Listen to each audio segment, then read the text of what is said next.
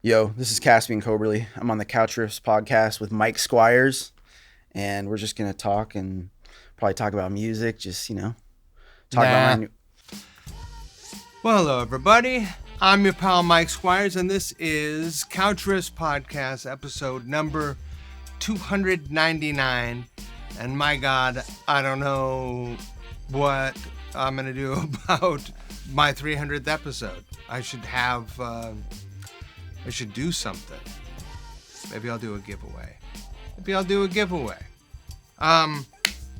My guest this episode is Caspian Coberly.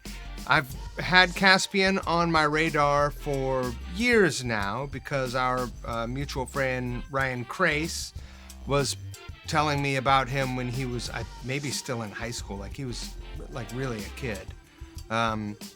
He's 25 now. I've done a few gigs with him. He shows up and is always prepared. He plays his ass off. The truth is he's been playing for over 20 years for 20 years at age 25.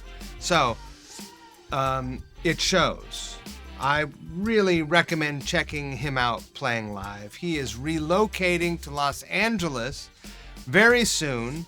He has a new album called Starlight, which is amazing. Completely self-recorded, produced, mixed. He performed all the instruments on it. And God, it hints at so many things. All 70s music references. It's really, really great.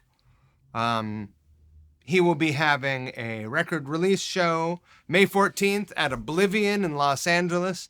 Go check him out. I think we are going to be hearing about him and seeing him for years to come. And I hope he gets what people are saying. I hope he gets his flowers. I hope he likes flowers if he gets them. I'm not really a flower guy. I don't care about getting my flowers. I just talked a whole lot without taking a breath. I had a great time talking with Caspian. I hope you enjoyed this podcast episode. If you are enjoying, please consider supporting Couch Riffs on Patreon. Patreon.com/couchriffs. That is, that's what keeps the lights on here. That's what hopefully will be able to feed me someday. Not that I'm missing any meals, but yeah. If your interest and ability collides at the Couch Riffs love intersection, get on over there. And please, thank you, please. Good Lord. Don't forget the golden rule. Treat people the way you want to be treated. Don't be a dick.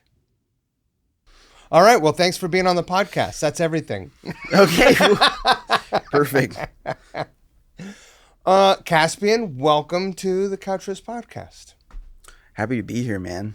When I first moved back, our good mutual friend Ryan Crace had been talking you up to me. Yeah.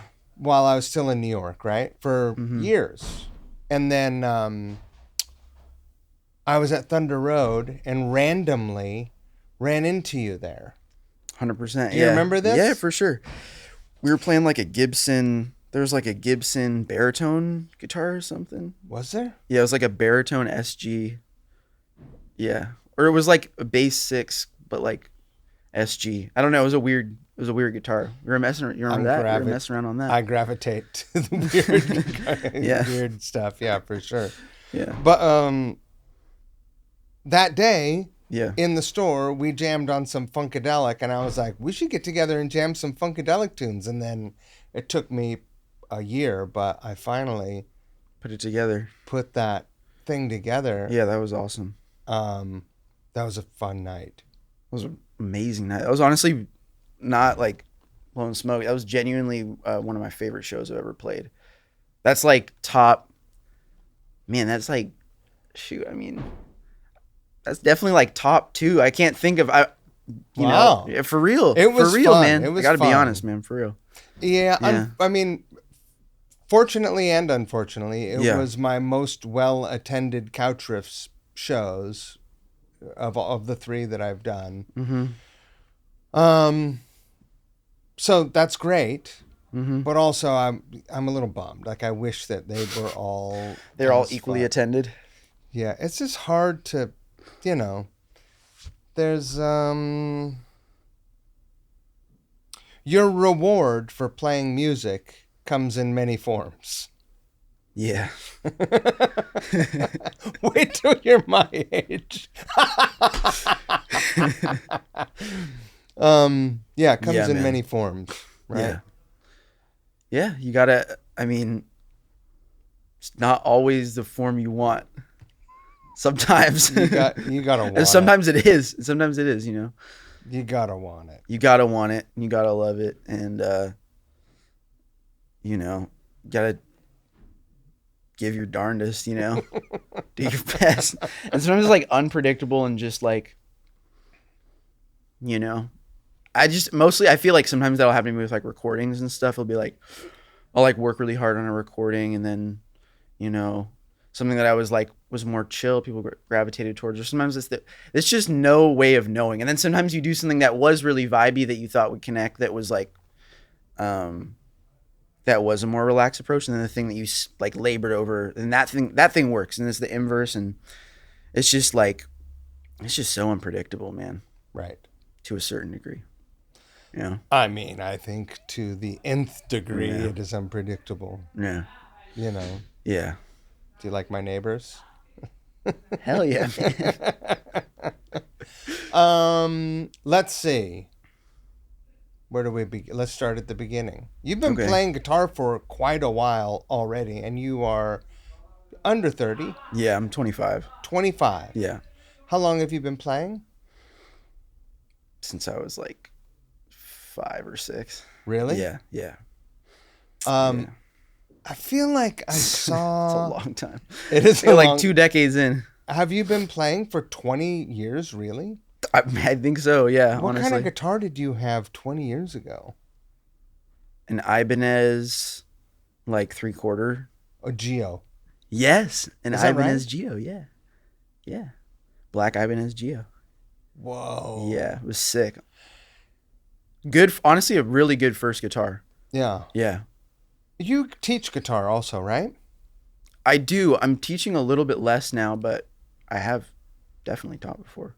Do you have a threshold that you cut, like an age threshold, where you're like, typically, I had some people approach me when I was teaching, and like, that is typically too young to get started on music. 5, like, play the piano. It's a more approachable thing.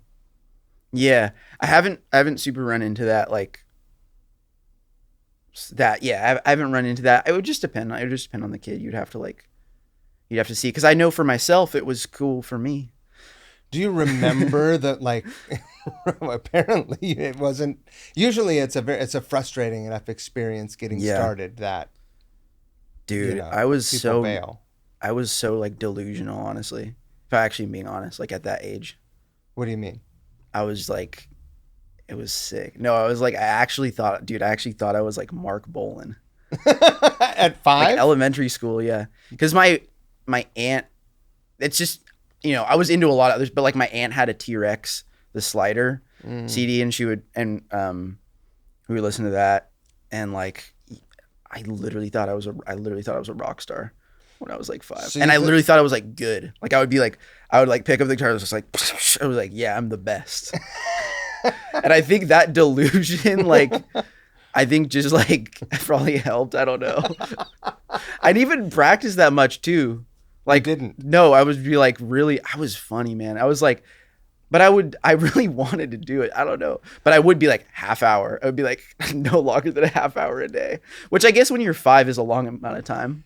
Yeah, it's fucking 2% of your life when you're 5. Yeah, that's no, you're right. Yeah, I guess that's true. Yeah, time moves really slow when you're a kid. Yeah, it does. So, but that's what got me, I think, where I was able to stick with it because I literally was like delusional.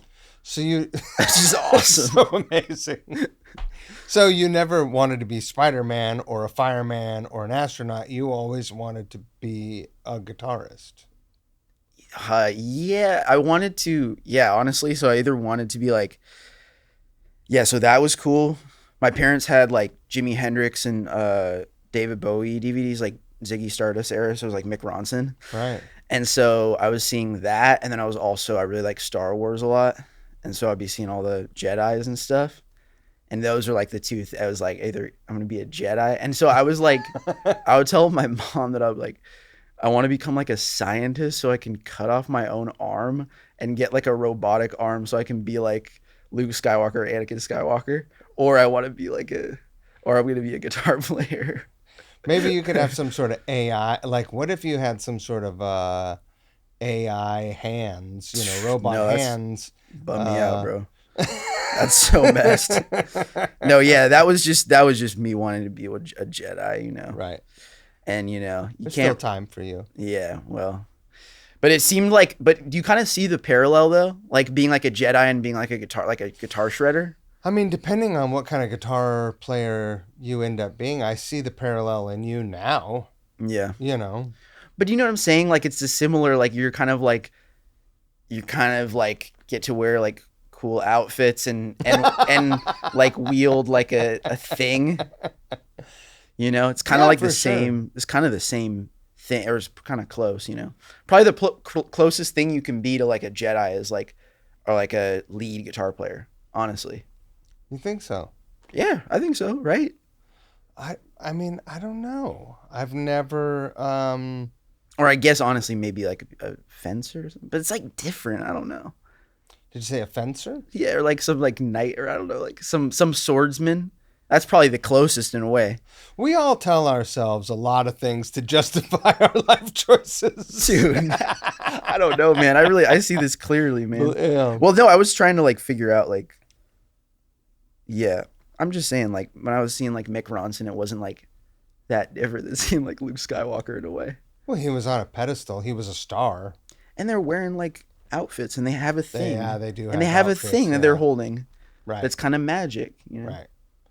For sure. Yeah. It's cool that you were watching concerts at a young age, because when I was young, there wasn't a lot of opportunity to see concerts. Yeah. I didn't know how the sounds were being made. I didn't know what sound a guitar made and what sound an organ made, or a bass or whatever, all of it. Or, all of it. A harmonica for that matter. Do you remember the first song you learned?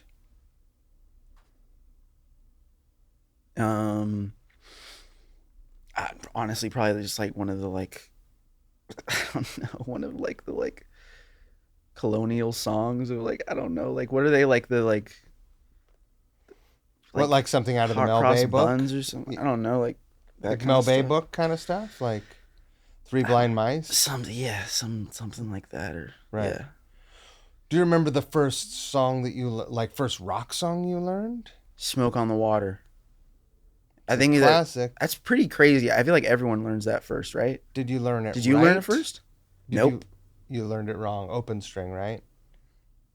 Yeah, I don't really remember how I learned it, but I definitely learned it wrong. Everyone learns it wrong. They play it on the E string. Because he plays it weird. He plays it weird. Well, yeah, he plays those fourths or whatever. Yeah, right? I saw an interview with him, and he was like, "It's really like, it's like some classical piece." He's like making it really complicated.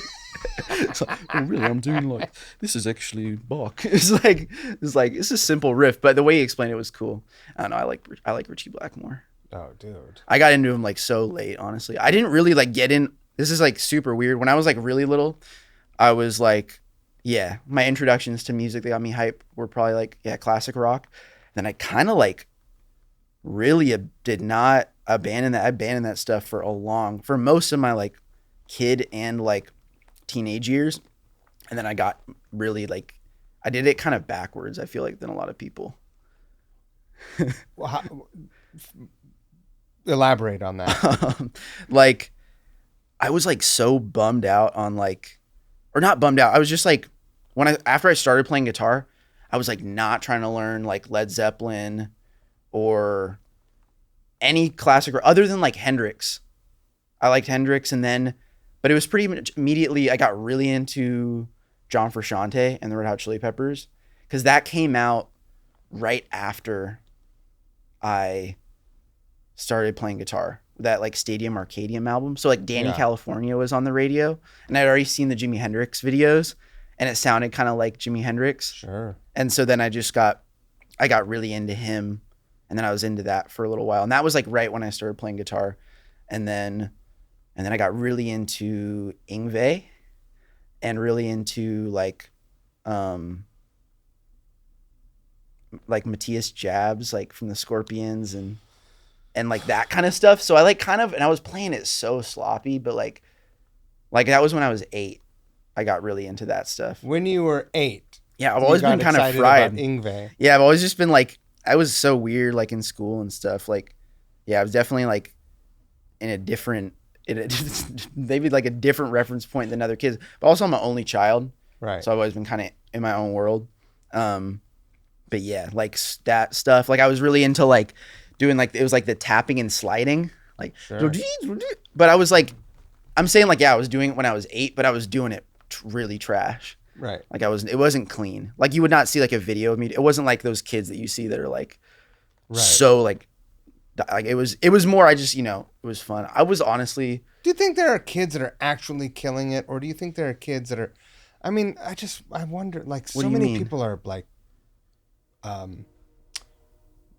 recording a clean version that's comped, and then the part, you can't execute it all the way through, and then they just lip sync along to it. Do you think that's happening, or do you think they're? Oh yeah, I mean, surely there are kids who can really do that. No, there's kids who are doing it for sure, but it's a different thing, in a way. But like, yeah, there are kids who are doing that for sure, and it's sick. People are better at like any performance based thing. People just are getting better and better and better, or more technical and more advanced. Like it's happened in sports. Yeah. It happens in music. All art, everything. Yeah. There's like a weird like theory. I don't know. Like I'm gonna like butcher this, and it's like a total like new agey like theory. But like the idea that like once someone does something, like then that kind of like is like a hive mind thing that like all humans are now like kind of like it kind of jumps like a level. Like it's like a thing that happens though. It's like, why is it when like, yeah, like all this time ago, it's not like our we haven't like evolved that quickly, but it's like no one was able to do this like 10 years ago, and now like everyone's able to do it. Like it happens in sports a lot, and that's like an interesting thing. I think with like music, it's like, there's always been, think about like kids who can just like, who are like 6 who are like playing like Bach and stuff on the piano. It was just like, because that was more normalized. And then after like guitar became more normal, obviously there's going to be kids who can do that. Right.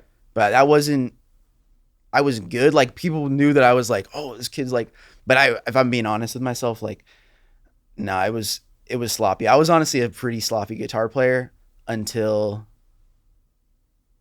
I don't know. Last week, yeah. But no, I was also a lot of my favorite guitar players for most of my life were really sloppy. I mean, me too. Yeah. Like, I admire all the people who are super clean and precise. And I'm into that now. I'm like into that now, but like I wasn't into that for most of my life. Page and Slash are 2 of my favorites. Yeah. John Reese. He's like, who's John Reese? Drive Like Jehu. Okay. I need to tap in with him. Yeah. It's like nasty. It's nasty. For me, yeah, it was John Frusciante, Jimi Hendrix. Those are my favorites forever. I listened to your album today at the gym this morning. Okay, yeah. All the way through twice. No way. Twice. Thank you, man. That's nice. Well, it's really great. Okay. First of all, I appreciate it.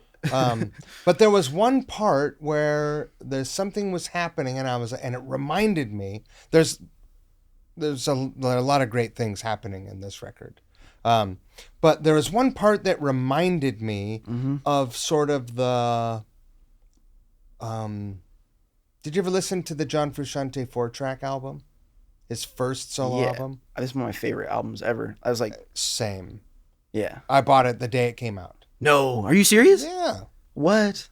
That's amazing. And that's like a really cool experience. The first time listening to it was really like weird because it's not what I was expecting. When I was a kid and I checked it out and I was into the Chili Peppers, it didn't make sense. It had to like, I had to come back to it after I got into like music like Ariel Pink and like more kind of out there music. And then it was like, oh, this is like out there music but like with my favorite guy. Right. My favorite, you know what's funny? My favorite song from that album like isn't really on that album. It just pisses me off. I wish he put it on there. He puts it on there for like a second. It's Outside Space. It was on the names of any of the songs. Yeah. There's also a lot of them are like untitled, like 7 or something. But there's one song that he just put like 10 seconds of it on Nyandra. Yeah. But there's a full version and it's like the best. It's like my favorite music ever. It's I saw him perform within a year of the release of that. What? Were you living in LA at the time or something? No, here. No. It was really I've talked about it here before, but it was a really sad and disturbing experience. Yeah. I loved the record. But he didn't make the record. Well, he made that whole record he made 90% of that record simultaneously when they were making Blood Sugar. Yeah. Are you sure? Yeah. He wasn't messed up when he made that? I think he was definitely going through it when he was making Blood Sugar, but he wasn't how you saw him. He was still like, yeah. But right. nah, he made that record while he was making Blood Sugar, which when I found that out, I was like, but Blood Sugar 2 is just like, that's like Da Vinci, like level, like guitar. I listen. Really, I mean, I'm not the biggest Chili Peppers fan. Yeah. I've seen them live a bunch. Yeah. I've seen them with John and with Josh. Yeah. And I don't know, but that record, there's something to it. It's deep. It's their best work, I think. Yeah, I feel like for me, it's like, it's just his guitar. All the isolated tracks from that album are all available on YouTube, and like also the bass. Like, I don't know. But like especially the guitar. Like, I'll listen to that. Like, I've never reached that in what I like about that guitar playing on that record. Like, I've done some of that, but like there's certain things that I haven't done yet that I actually don't really. I think I would have to like be in a band to do it because it so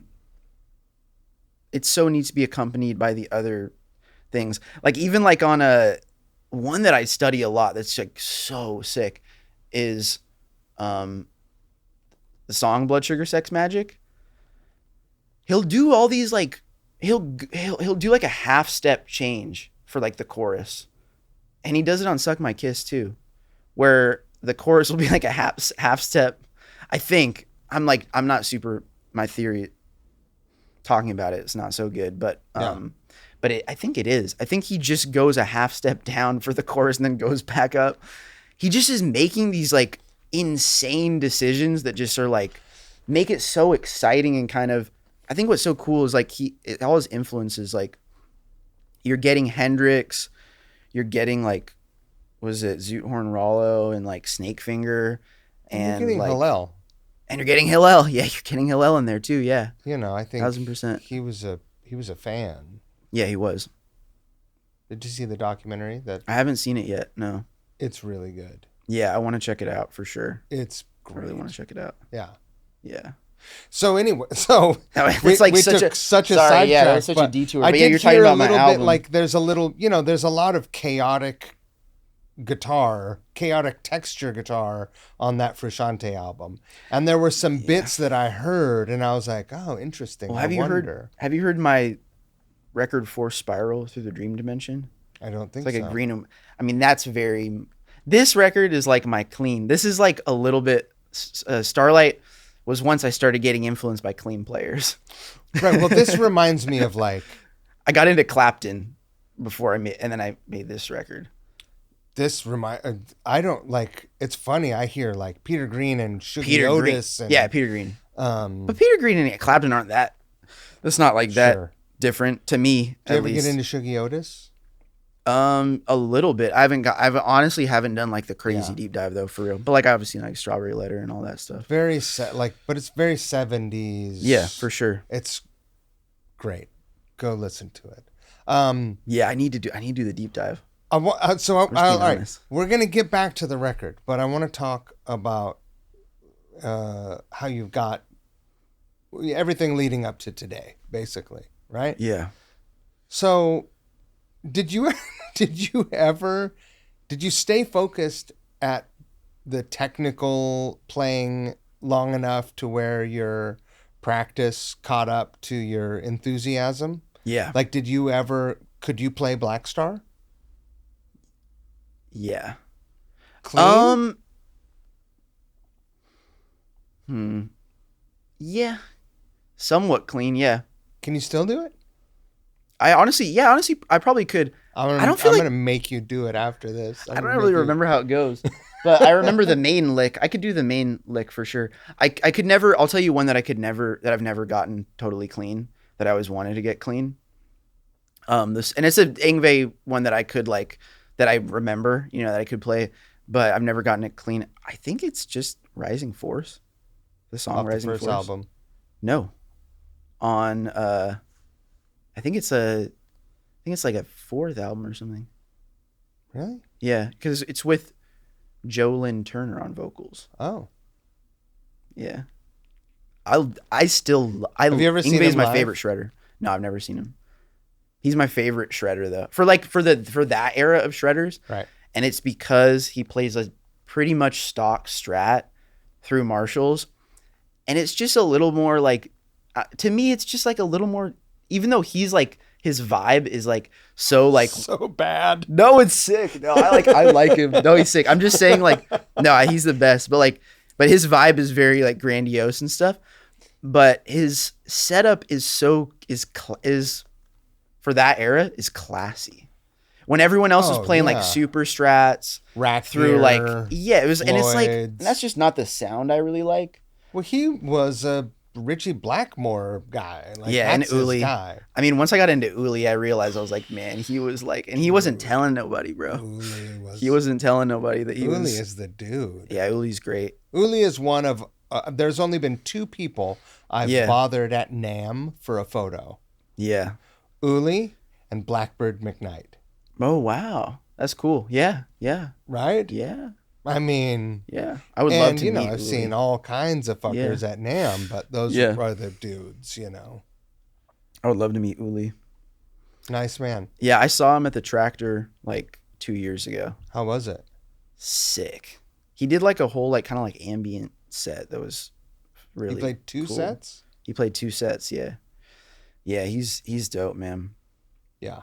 He's the original. He really is the original shredder, in that he's the proto. Oh yeah. Yngwie, and that's talking about a guy who's clean.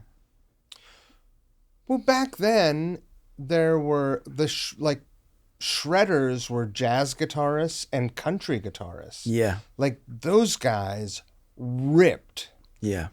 And some rockabilly guys, but the rockabilly stuff was more vibey. It wasn't clean and crazy notey. It was a lot of double stops but country and jazz were the shredders. And then this dude comes along and he's like, "Hey, look what I can do." Yeah, and it's a lot of classical. It's a lot of Bach violin stuff, and Uli's great. My favorite. Michael Schenker, he didn't really influence this record that much, but I've finished 2 records in the past couple of years, so I have another one that I'm going to put out, but that's super influenced by Michael Schenker.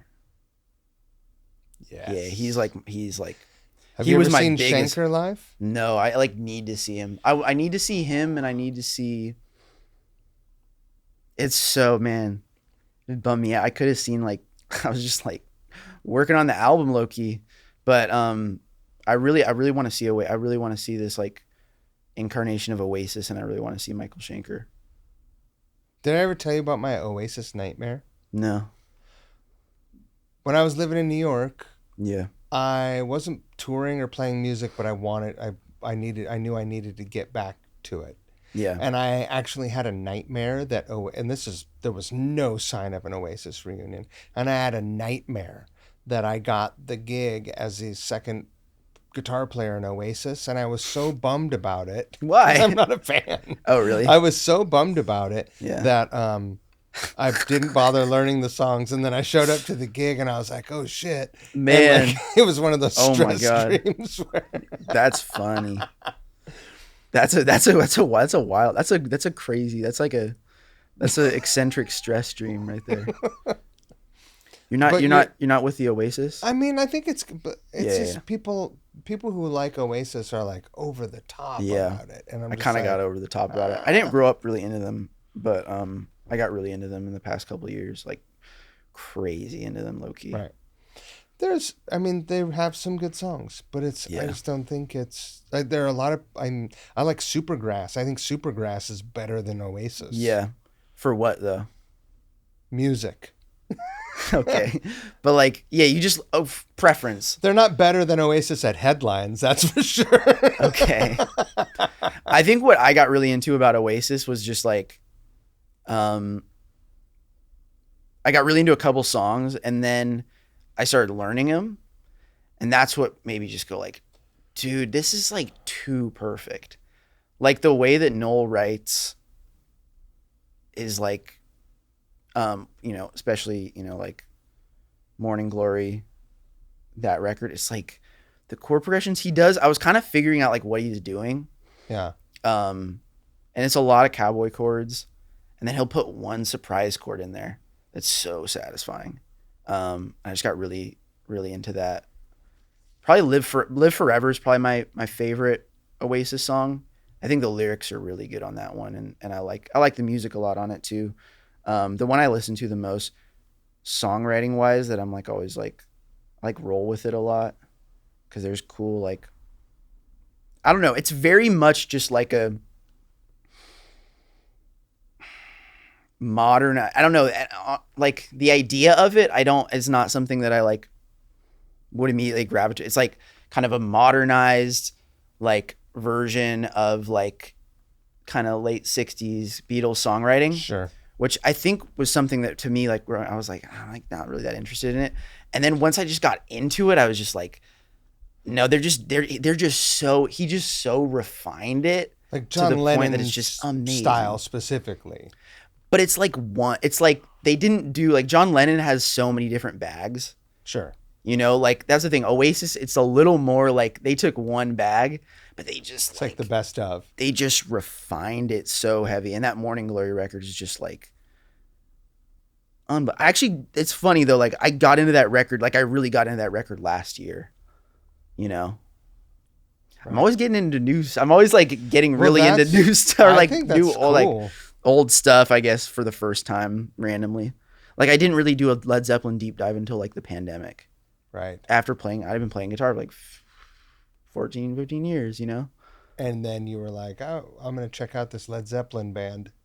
Well, like on a serious tip, you know what I mean? Because I think growing up, I've always been a little bit of a contrarian, slightly. Not like a contrarian, it's like a bad thing to say. But like, I was not going to like, I didn't want to like pick up guitar and just like start learning all classic rock stuff. You know what I'm saying? Sure. And so, for better or for worse, even though like that's probably even though now that's like, I got to a point where I was like, that's what I probably should be doing with the skill set that I have. Right. Well, there's a lot of music out there. Yeah. That whether you like it or not, it's quality. Yeah. And once you learn something, it's kind of with you. Yeah. And also has to do with like parents and stuff like that too. Like I wasn't trying to listen to what my parents were listening to. Right. And then it took me like moving out to like, okay, I'm gonna check it. this isn't like associated with my parents listening as much. And you know what I mean? I find different songs, you know what I mean?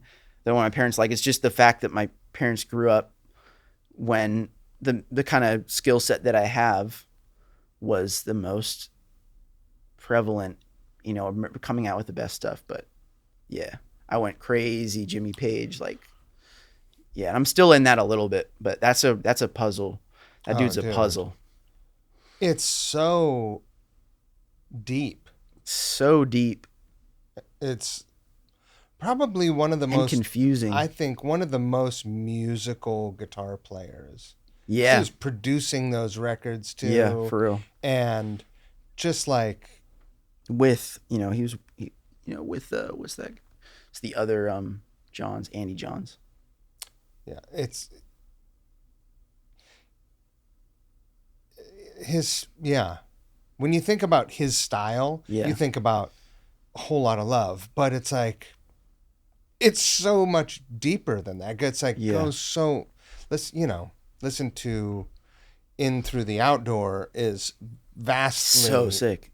I like that stuff. Like like Zeppelin 2 riff wise is like that's probably the best. That's probably like the peak riff album of like maybe any album ever. It's got just all like the weird acoustic folk instruments all over it and stuff. Yeah, it's got that's true. Mandolins but like Heartbreaker riff. Like there's so many like just signature riffs on that. They're just so good. But like the stuff that speaks to me the most for his stuff is like, like probably like just like post 73, like Physical Graffiti. Physical Graffiti is my favorite. Yeah, dude, of course. And In Through the Outdoor. That's the one. I love this guitar sounds on that record a lot. And also Was that Strat era? Strat and Telly. I don't think there's any Les Pauls on that record. He's always going middle. Stairway to Heaven guitar solo. Yeah. Was done on his Telly. Yeah. That's wild to me. So good. I feel like I only learned that a couple years ago. Yeah. Yeah. I just always associated it with that double neck. And so it never even stopped to think like, well, what would it have been recorded on? Sounds so good too. He used the amp that he used on the first record too. So it's the Zeppelin 1 rig he used for that solo. But like my favorite for him, and I've been like chasing that right now, is like trying to figure out his like post 73 Les Paul sound when he had the T-top in the bridge. And I kind of cracked it. I work with the guys at Lawler, we've been testing out pickups and trying to get they're the best, man, for real. Those guys have been really cool and generous to me as well. Same here. Yeah. I love them. They're they're the best for real. Yeah. Super cool guys. And yeah, I got the James Williamson pickup in the bridge and then like a more PAF style on the neck, and it's doing it. Yeah, because that's the thing is like I think Jimmy Page was always trying to get his Les Paul to be a Telly in a way. Right.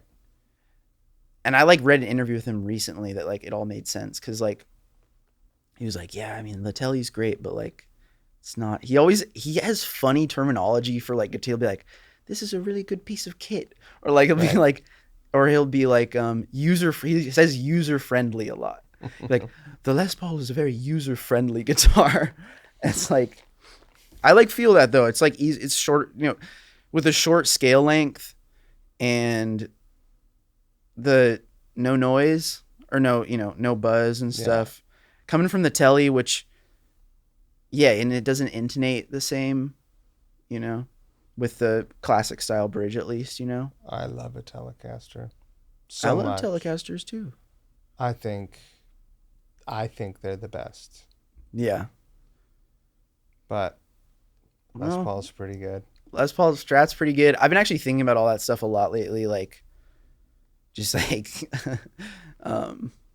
like optimize, like just like what's the it really honestly I do think like to a certain degree I think maybe the optimal guitar is probably like a Strat Well, okay, check me out. You're a Strat guy, though. I I'm hate a Les Strats. I'm a Les Paul guy though, honestly too. I mean, I just started playing Strats again, but I'm a Strat and Les Paul guy for sure. But I do think, honestly, the optimized guitar for everybody, for everyone, is Dean just bass. ML. Yeah, Parker Fly. Yeah. Those are sick Steinberger. though. Those are sick. No, I would say a hardtail Strat with a Telly bridge pickup. I think that might be like the optimal guitar because, you got to admit the Strat bridge intonates better than the Telly bridge. Sure. And sometimes you need that intonation. You can get the compensated Telly bridge, but also another thing is like the Telly bridge, it hurts your hand a little bit.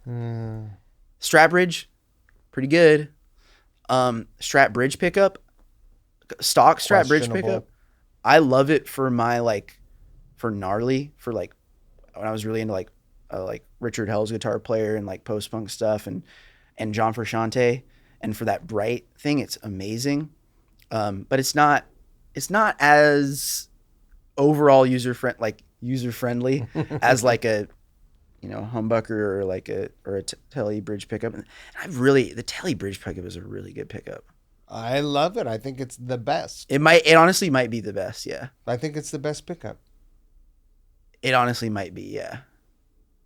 I'll admit that. Yeah. I didn't used to know there was a difference. Because imagine when I was your age, there wasn't even an internet. Yeah, true. Or it was like in the infant, like you had to go talk to some old guy at the store who was annoyed that you would ask him about the difference. Every once in a while, you'd find someone that was helpful, but it was just like, I just wouldn't ask. I just try guitars and I didn't even, it didn't really occur to me that you could just swap pickups or do this and that, even though there was a well-documented history of people doing it.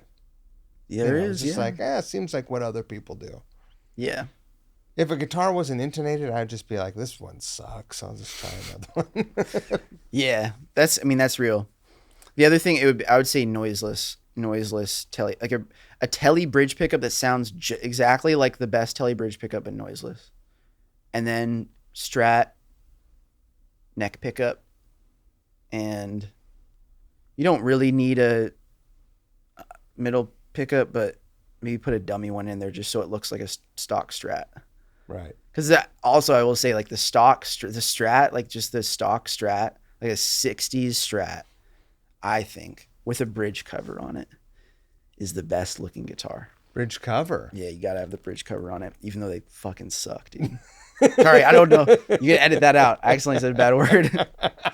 Even though they suck to play with, but they just look so good. Right. They look amazing. The chrome, it's so cool. It does look pretty cool. My problem with the Telly, and I'm being honest, I do think like there's going to be a point where I'm pretty much mostly playing Tellys. With the B-bender, though. You can get a little palm bender. Are you going to get a thing? Like, get a palm bender. No, bro. Palm bender? Yeah, dude. About, bro. There's some people that make good ones. It's not like... No, I'm sure that, but like, that's not a... But like, the B-bender is so cool. I mean, I'll get the Glacier bender. Joe Glazer in Nashville. Well, when you are holding a 12-pound guitar... No, do you know about the Glacier bender? Go on, educate me. Okay, it's pretty cool. So this guy Joe Glazer, or it's Glazer, or Glazer. I don't know which one. That's all right. But he's a guitar builder and tech in Nashville who makes... He kind of like refined the B-bender to be... Like the Parsons thing? So all the way through the body and the... Yeah, but he has it so it's literally... It attaches to the neck plate. And there's just like a really thin hole that goes all the way through the guitar to the bridge. And then there's a B-bender thing. And then it attaches to the neck plate. And that way, you could literally take the attachment off. You would have no idea there was a B-bender. You could fool someone into just thinking it was a stock Telly. And you could switch it back to that if you want. But if you want the B bender, you can do it, and it doesn't make the guitar any heavier. It doesn't add a whole back panel to it, and it works just the same basically. It doesn't attach to the Strat button though. But I think that on a Tele, the other thing is the Tele body's kind of big. That's the thing in it. I love it.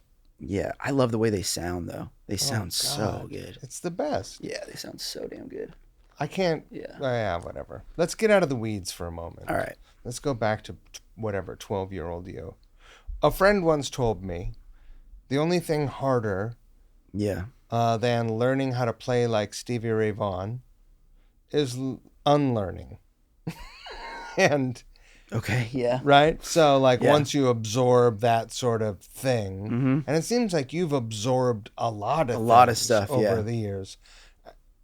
Has there been any, because I don't hear Yngwie, his approach or any of that, like not even his pick attack, because he's a pretty, I've always associated him with pretty aggressive pick attack. Although I think he's probably pretty elegant and soft touch. Probably hear it on the next record. You won't hear it on this one. Okay. I have a lot of stuff just that I'm just referencing all the time. Right. Hanging out in the quiver. Yeah, but it's more like, it's not, honestly, it's more like Uli Roth and Michael Schenker. Right. But there's, there's a little bit of Yngwie in there for sure. I mean, I got his pickups that I use in my Strat.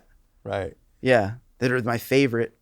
Because they're noiseless, right? They're noiseless. I mean, that honestly, bro, you need a hardtail Strat with those pickups, and then you can be a Strat guy. I have a hardtail Strat. Well, I know. You showed me your Strat. No, your Strat's cool. It's pretty cool. It is it's cool, a weird mongrel. Yeah, it's cool. It's right there. I know. It is a mongrel.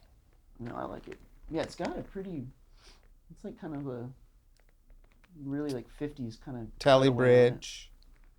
I know. Yeah, I guess the Tele bridge does have a sound. The thing that made me kind of like, Keith doesn't even use the Tele bridge. No? No. He uses, I mean, he doesn't have this, it's like modern Strat saddles. Or not like, obviously I'm saying modern, but it's like from the 70s, but like, you know what I'm talking about, like the thick ones. Yeah. He's used that since, well, I don't know. I mean, but also he played a Les Paul on a lot of stuff. A lot of my favorite Keith is Les Paul. Bless you. Man, shoot, my nose is itchy too. Okay. But yeah, everything's hanging out in there. Back to what you were saying about the how do I unlearn stuff or something. I just get excited about something new. Yeah. And then I'll always have the other thing in the back of my head. But like, yeah, I mean, if you heard the way I was playing guitar in like when I was 17, comparing that, I was playing the guitar. I was really mostly into like post-punk music and like no wave stuff. And so I was playing like DI or super clean Strat bridge pickup using the whammy bar in like every note, like really crazy playing, you know? And then I get really into clean stuff. Right. Got really into Clapton. I didn't develop a good finger vibrato until I was like 20. I'm not even kidding. I mean, that's not that weird, except that, I mean, how old was Peter Green when he joined the Blues Breakers? I have no idea. I think he was pretty young. Clapton was young, right? Clapton was really young. Clapton was like younger than, I didn't know how young he was. He was younger than a lot of the other people though. He was like young. But I wasn't into him growing up, so I never developed, all the guitarists I liked, like Frusciante doesn't do finger vibrato on bends. He doesn't do it. And that was what I liked at that time. So I never learned. Clapton has the best though, you know. Mm-hmm.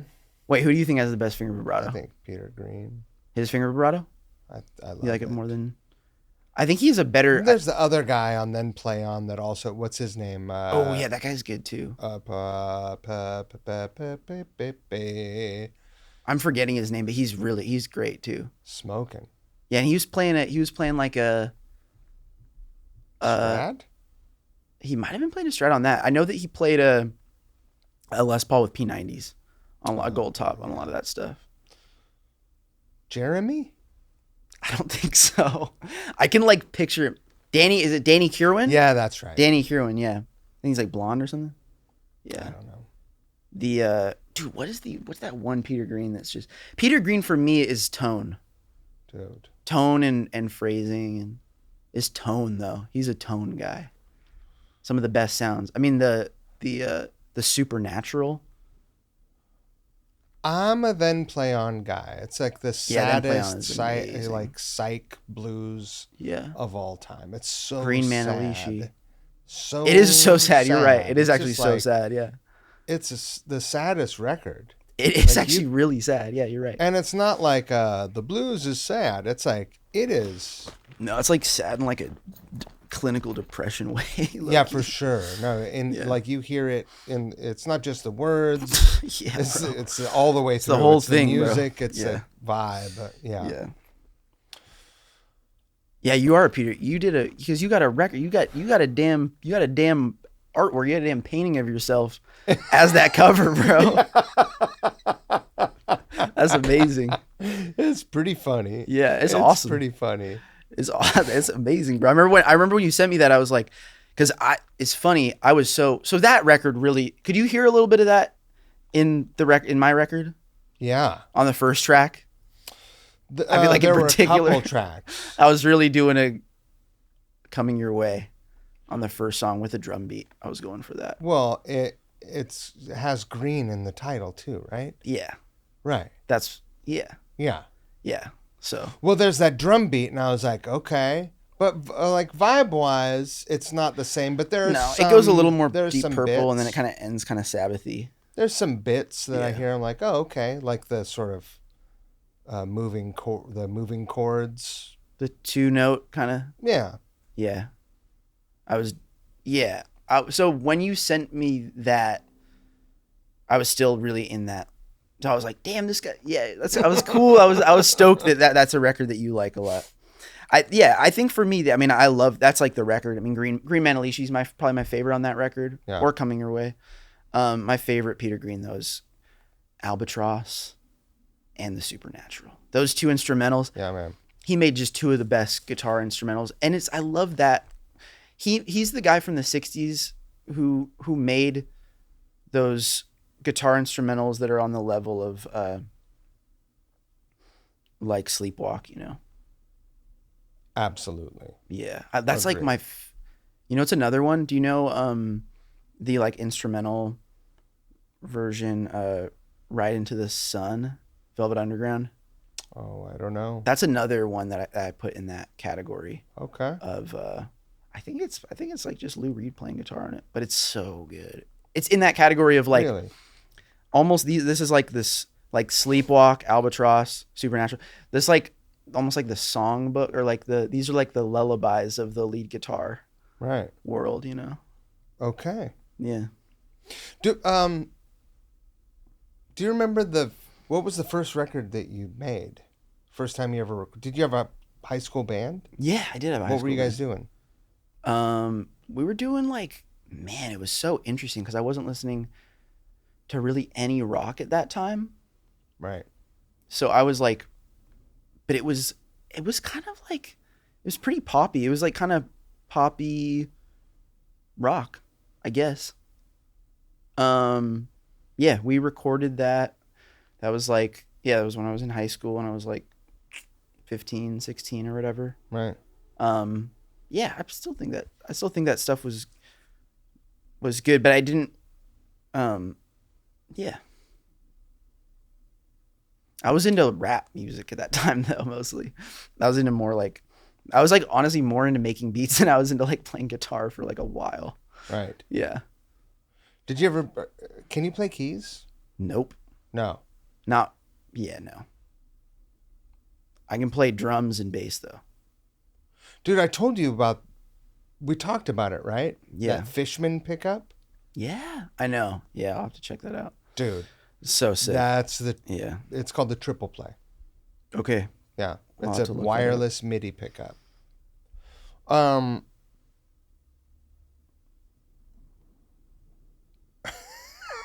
Did you ever get into rapping yourself? Did you ever? Yeah. You did? Yeah, I did. I've released rap music, yeah. I have. You did? Because you got to think about like, I have kind of like an interesting perspective on like, it's probably different than like what you think when you're thinking rapping though, because I kind of like when I was in high school and the music that like was music that was coming out that was music I liked it was like during like the SoundCloud rap era, which is not really what I was into when I was in that band, because I was a little bit before. I was really into making beats, and like that's what got me into recording music, and actually kind of got me into like just doing things other than just playing guitar. Came from like sampling and that kind of hip hop production stuff, and I got really into that. And I was really into like Jay Dilla and MF Doom and Kanye West and RZA and all the best beat makers and sampling, and I just like there's something that I just love about that kind of nostalgia thing, or putting like recontextualizing things in that way, like sampling something from a completely different genre and putting it in this other thing. And I've always just loved that. But the music that was kind of the zeitgeist or was the most exciting when I was in high school, for the most part, was like that was like era of like SoundCloud rap, right? And then also, which was really influenced by like Atlanta rap, which Young Thug came out when he started to get popular when I was like 14, when I was in middle school, and I was like, this is really different, and it was really like there was nothing that I had ever heard like that before, and there wasn't anything genuinely before that sounded like that. And yeah, and then that just kind of spawned a lot of other music, and then by the time I was in high school, that was kind of a genre, and I got into like, making that kind of music. Right. Yeah. How long did that last?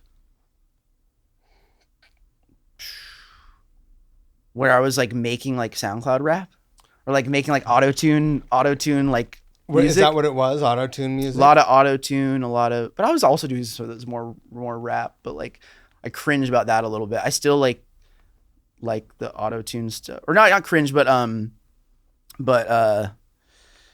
probably like 2 years, and then I'll like make like a song every once in a while. But I actually I made like a bunch of like auto-tune. Actually, I made I made some like classic trap last summer. That's a genre I was thinking of, because we're at the classic trap. We're at kind of a weird era of like, it's almost like there was a real like we're kind of like past like it. There was a classic, almost like you think about like classic rock. There was kind of a classic rock era of like trap music from like that probably peaked in like 2016 or something. And I don't know. I just was like kind of reminiscing about all that stuff. It just still sounds so good to me. And also the rapper Playboi Carti put out a record last year that was like, there's like some stuff on it. I was like, this is kind of classic trap. Like he was referencing stuff from like over a decade ago. Right. And it's kind of acknowledging that this is the best. You know what I mean? Like, I feel like there's a point that like things will keep progressing, and then there will be a point where someone puts something out that's referencing something from a while ago, and everyone kind of has to accept that that's the best. Like, that was actually kind of the peak era of that. And that just got me kind of excited about that. And so I made some stuff in that style last summer. What was the catalyst? Like, what was the thing that got you back into playing guitar after your short-lived career as a SoundCloud rapper? I mean, I was playing guitar. I was playing guitar the whole time. Yeah. I was just a little bit more into like that stuff for a while. I don't know. Honestly, I think with what I was doing at that time, it just felt like I didn't have that much more songs in that style to do. Right. So then I didn't really go back though to like the stuff I was doing in that band I was in. Then I was like, well, now I know how to record pretty well from doing this and doing all this stuff kind of by myself, because I was making a lot of the beats. And I was like, I want to just like try like recording some of the music kind of in the style. because I was like also really into like post-punk stuff at that time, like Joy Division and Gang of Four primarily. And so I kind of made a record like vaguely in that style. Because I was still, and I'm not saying like, nah, it's not like I stopped playing guitar at that time. Like I was still playing guitar. I was just like, this other stuff is like more exciting to me right now. Right. That's you know? fair. I think whatever it takes to keep you excited about the path you're on. Yeah, for sure. And I think that also I always had a weird pressure or like a weird relationship with guitar where it was kind of like, not pressure, but like it was kind of like, I don't know. I took it for granted, low key. I really had a completely different, like once I moved out and like was on my own, and then also when the pandemic hit, it really made me have a lot more like reverence for guitar and how cool it is. And like, I don't know, it gave me just a different perspective. And since then I've been in that, you know, and right now I'm kind of like, I'm being a little more kind of raw with my approach. Like I'm playing kind of messy again right now. But you showed up to the gig 2 weeks ago with a cable. Wait, that was it. Like your guitar and a cable. Oh yeah. That's and nothing new though. Right, but for me it's a straightforward old school way. Like everyone's got a pedal board now, and I don't really relate to. That's the thing for me is like it would be easier for me to make like music influenced by like Future than it would be for me to make music like influenced by like a band like American Football or like Midwest emo music, or I don't know. I'm just thinking about things that are like I feel like a little like, just from my perspective, there's certain like modern ways of playing guitar that I don't know how to do that. And I don't even think I could learn it because I don't understand it low key. You know what I'm saying? That does not underplay your ability to learn something though. I mean, but in order to do something, you have to like understand it. Do you kind of know what I mean? You understand how pedals work. Oh, no, I'm not talking. Sorry. I was kind of like, you mean technique on a tangent. Wise? Well, like what no. I understand how pedals work for sure. I'm just saying that like for guitar music, my reference point is, you know, I think there's like, especially like, I'm just thinking about people in my age group and stuff.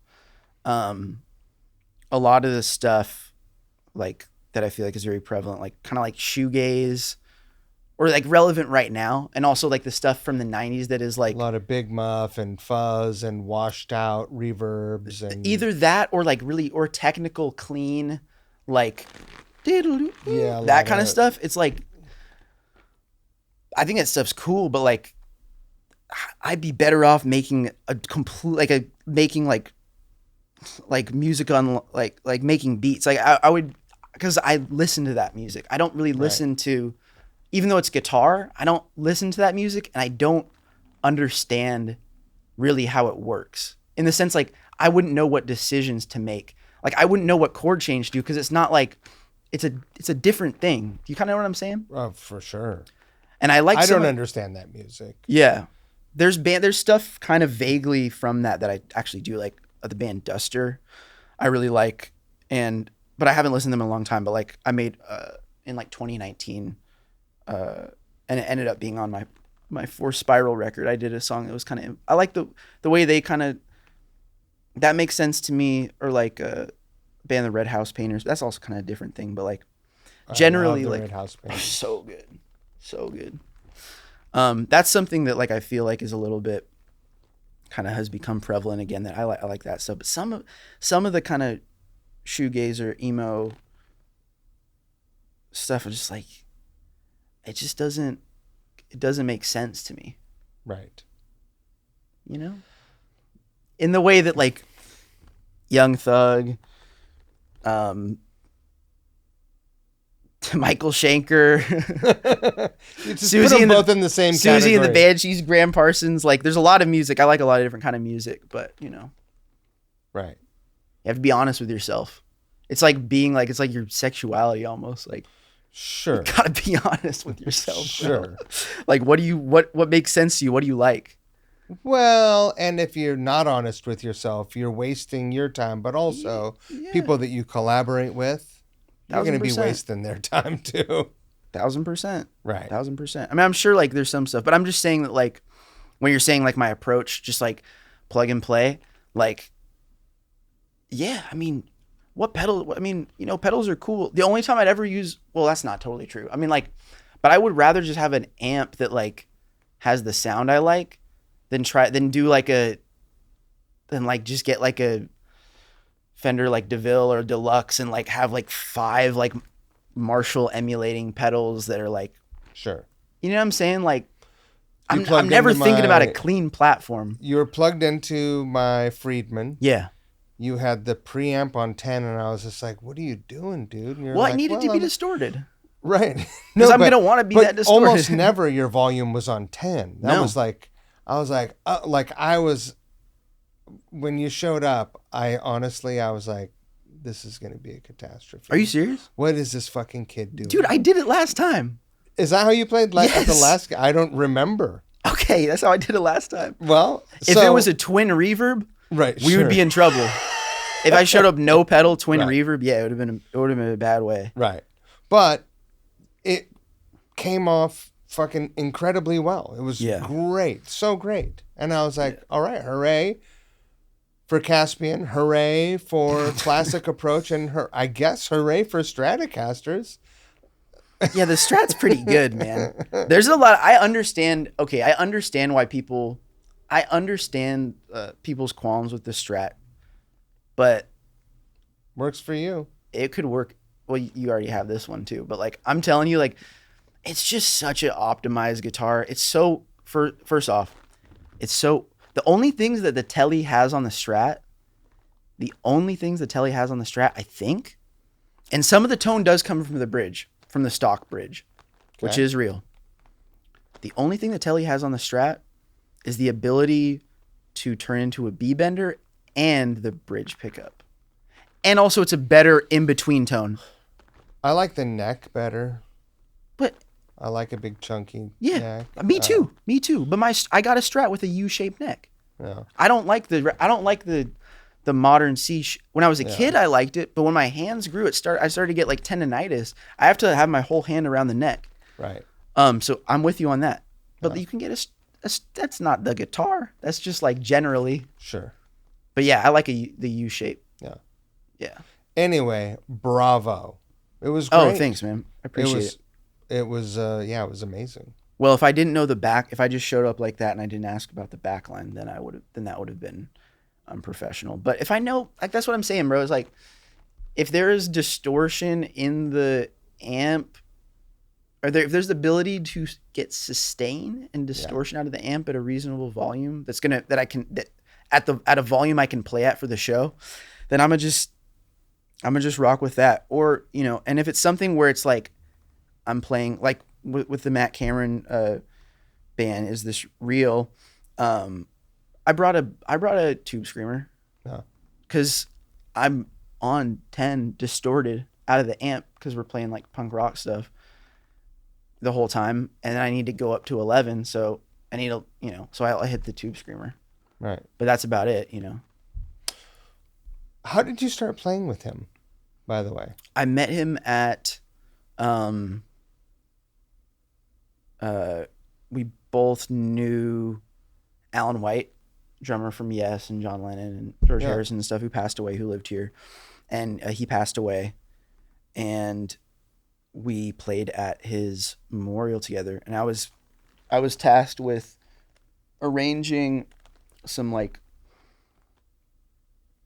this like post Led Zeppelin project that Jimmy Page did with Alan and Chris Squire, and there's like some demos of it. Whoa. Yeah.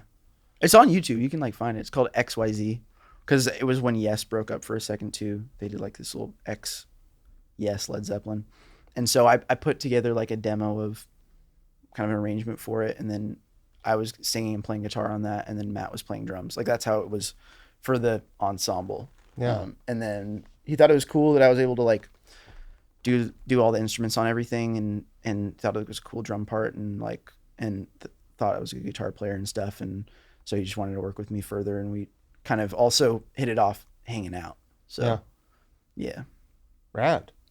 What a crazy experience. Who else played that show? Um,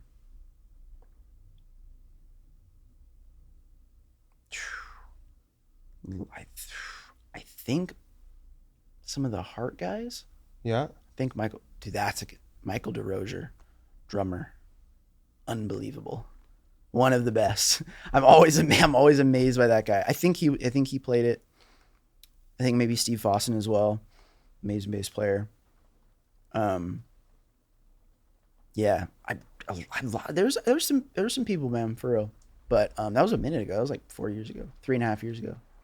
How about those those early Heart records? Forget it. We were seeing. What was it? I mean, listening. They were killing it. They were listening killing to it. Liv sing those songs the other night. It was dope. So good. Those records sound so good though. Especially that first record sounds so good. Crazy on You, when freaking Roger Fisher comes in, he has some of the best guitar tones. It's very ever. Zeppelin. It is very, and DeRozier is very Bonham. It's so good. Yeah, and Anne's voice. Anne's one of the best singers ever. Yeah, just ever, in my opinion. You know, like I listen to some of the early Heart stuff, and just like, this is pretty flawless. Like this is like top. This is really like top level. And this is no stuff. Pro Tools era action. No. Except, you know what's crazy? That record with Crazy on You and Magic Man and stuff. Is that Dreamboat Annie? I think so. Yeah. Apparently they were kind of like that. Like DeRozier was telling me, like, he was like, man, I don't know, but he was like, man, that record was just a pain to make, because like the guy who was producing it, low-key, did make them like do everything like bit by bit. Oh, like and then he tape edited. Yeah, it was like an edit record. Right. I think famously there's a Fleetwood Mac song that maybe has the most tape edits. Oh, really? Yeah. I think God, I'm like spacing on the name of that one, but the one that has Barracuda on it and stuff. And their stuff after that record is all really live, and they like that better. But man, you know, that first record, it's a Studio Magic sound. But I mean, I'm a fan of records, and I have no kind of like qualms about, you know, like process when the result is that damn good. Right. That's right. You know. Like, get out of here with that. Like, is it good? Yeah. Then good is good. I can sympathize with like that. It was like a pain in the ass to make it, you know, but like, man, worth it. So worth it. So worth it. So worth it. Worth it. Yeah, I've been there with editing stuff. But yeah. Let's talk about the process of you making this record. Yeah. Okay, yeah. It was a long process, I would say, because it was assembled from a pretty like, it was kind of like the music on it like spans like 4 years, I think, almost 4 years, 3.5 years. That's wild, because yeah, I feel like in 4 years you go through 4 phases, and it feels very coherent. Oh, like really? That's good, man. No, it was. I kind of have been like a little bit, like I've kind of been a little bit slow. Like I've slowed down a little bit from when I was younger in the, to a certain degree. I did love the hidden track, the rap song, the hidden rap. Oh yeah, the hour-long hidden rap song. People are gonna be like, why is there like 2 extra LPs? It's a 38-minute record. But yeah, I my whole thing is I wanted to try to put together a record of like my best stuff, which sounds kind of like stupid or like you're trying to do that every time, but like I'm not trying to do that. Like sometimes I'm just trying to go for a vibe, or like, you know, the record prior to this, Texas Sex, was like I was just literally just going for a vibe, like just trying to have a, you know, for the most part. I mean, there's songs on there that are more songwritery, but like overall it was, and this record was very much like, man, I want to make a record. I think the overall thesis was just like, yeah, I want to make a record that like, you know, is somewhat in the vein of like, you know, the early Cream records and you know, early Fleetwood Mac and like All Things Must Pass and Imagine and, you know, and Deep Purple. All Things Must Pass. Yeah, it was a great record. I was listening to that a lot, like in the heart of recording that record. You know, Deep Purple and rock, like Sabbath, just Zeppelin, you know, T-Rex, Speaking all of that that stuff. record, you even have a little bit of slide. There's a slide moment on this album, right? There's a couple slide moments, yeah, for sure. And I hadn't Because heard I was you obsessed. play slide. Right. Yeah, because I was obsessed with George Harrison's slide playing on Imagine on that album. His solo on How Do You Sleep, and then his solo on Give Me Some Truth. He's like my favorite slide player for sure. He's a slippery, sneaky Because bastard. that's what I'm saying about like when we're talking about like technical or like sloppy and stuff. Like slide wise, like I never super, even though like there's a lot of Allman Brothers influence on that album, but like also for slide, I gravitate more towards George Harrison than like Dwayne Allman. Well, he's melodic in a different way. In a different way, because also I like John Frusciante's slide playing, which is kind of similar to George Harrison's slide playing, kind of gnarly. But I mean, even my slide playing on that isn't even that gnarly. But yeah, I don't know. That was the inspiration though. Was George Harrison's slide. Did you play all the instruments on this record? Yeah, I played all the instruments on it except for on the first track. My friend Roberto Schilling played some extra organ parts, some extra Moog parts, and some noise. Yeah. On the first track on Green Magic, and then I looped. There's one kind of like on the song "The Long Time," which is kind of a little bit of outlier. I don't know if you remember. It was the one that's like a little more jangle. I think I know. Yep.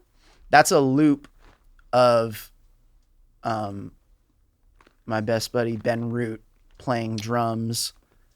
Who's a bass player, right?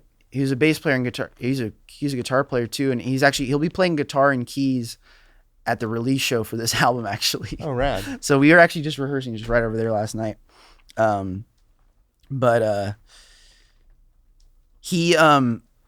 on that song, that's a loop of a song he played drums on my record for Spiral. And it just worked out where it was like, this is the song. Right. You know, if it was it, because I was at like my parents' house and I didn't have any of my equipment, and I recorded that song in such a sketchy way. I think I recorded the guitar on that with like a like $50 like Marshall practice amp thing that I was running a rack effect through to get the phaser, and then I would just record it on my iPad. You recorded this record on your iPad? No. I've done a lot of music on iPads. I did not record this record. This song was recorded completely different than any other song on the album. Yeah. So this is also a self-recorded album, home. Yeah. Home but I did everything job. else. Yeah. Everything else is me doing it. Yeah. Yeah. And who mixed it? I did everything. You did everything. I did everything on it because I'm been a control freak. Okay. Yeah. So I just recorded it at my house in Montlake. It sounds great. Thank you. I spent a lot of time on it. 4 years. I labored. The songs were done 4 years ago. No, it wasn't it wasn't a consistent. No, I'm just saying like I took a lot of breaks. Like it was just kind of like I didn't really set to like I was just making songs over 4 years. Some of them ended up on Texas Sex. No. Some of them ended up on this record. And some also I had some that were like an instrumental for like like the first thing I recorded on this record. Yeah.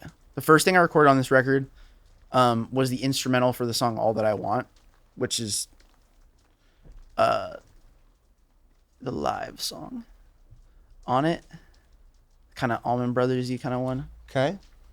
And I didn't do a vocal for it for like 3 years because I couldn't figure out what vocal. And I wasn't thinking about it, but I was just like, oh, this song is in the, I know this is a good one, but I haven't cracked it yet. So I just move on to some other stuff. And then that was the first instrumental I did for the record. And that was the last song I finished. That was the last thing I did vocals on for the record right before I finished it. You know? So that's what I'm saying. Like it was, you know, different from like the record I just did, like that I just finished was like a little stricter. And I did it in kind of a shorter amount of time. And it was like, whereas this was a lot more like, you know, I would just, when I was, you know, I'm not going to say no pressure, but like, you know, I was letting the songs were happening over a long period of time in different levels of completion, you know? Right. So you didn't have like, you weren't under the weight of a hard deadline. You were just like, I'll get this done when I get it done. And I delayed the hell out of releasing this record too. It's been done for like a year. So, it just didn't feel like the right time to put it out last year, honestly. And it feels like the right time right now. And I finished another record in the meantime. That is the hard rock Deep Purple record? Nah, this one's more Deep Purple. No. This one has more, and it's not like, but I'm just saying like the first song has some Deep Purple influence on it. But no. The record that I just finished is like 70s Scorpions, UFO, later Zeppelin, mid to late 70s, mid 70s Roxy Music. Right. Sort of post-prog 70s rock. Yeah. Got it. Way cleaner sound. But I covered, there's one cover on it. I covered a song called It'll All End Up in Tears by this band I've been obsessed with for the past couple of years called the Jacobites. That was like an 80s.